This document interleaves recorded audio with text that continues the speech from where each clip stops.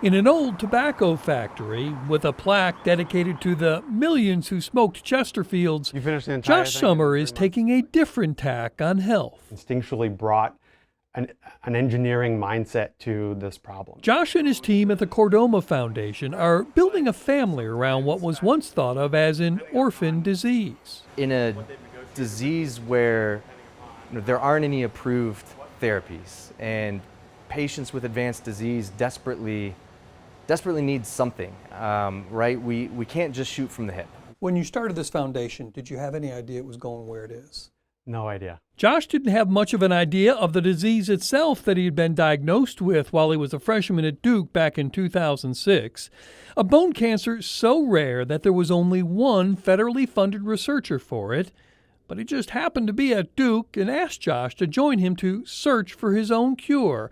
And Josh thought, I haven't taken biology since, 8th or ninth grade.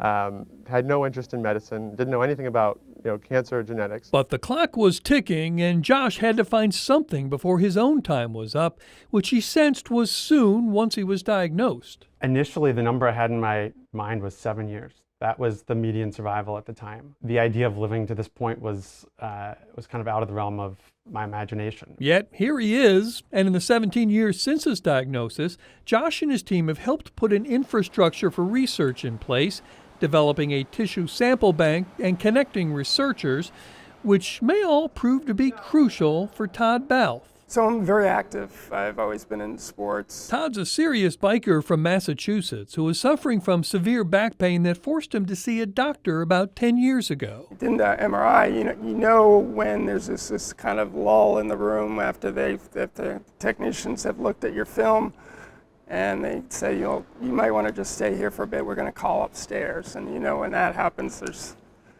something. All of a sudden the heart beats a little faster because I knew that something was up. What was up was that Todd, too, is among the only 300 or so people diagnosed with chordoma each year. The only place I didn't go to was Japan. But because of the Chordoma Foundation's work that's led to a number of clinical trials, Todd is in a much better situation than Josh found himself in when he was diagnosed. I could do a trial that will end after 9 months maybe, but I can then jump to another trial, and there's a menu of things to do, whereas 15 years ago there was surgery and good luck. I think that there's never been more reason for optimism right now. Every year we look back and the progress we're making now dwarfs the progress that was made previously. But chordoma is a ruthless form of cancer, and eventually You had your own setback. Indeed. I had 16 years of good health, which was longer than I had imagined I would have at the outset.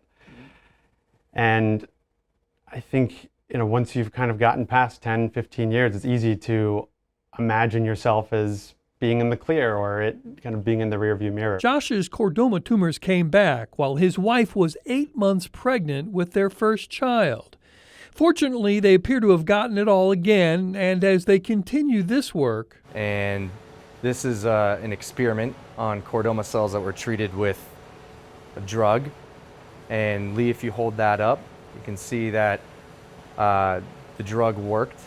The cells in the bottom are gone. they hope to move beyond basic treatments. Where are we going to be in 10 years? In 10 years, we are going to have a number of treatment options for patients.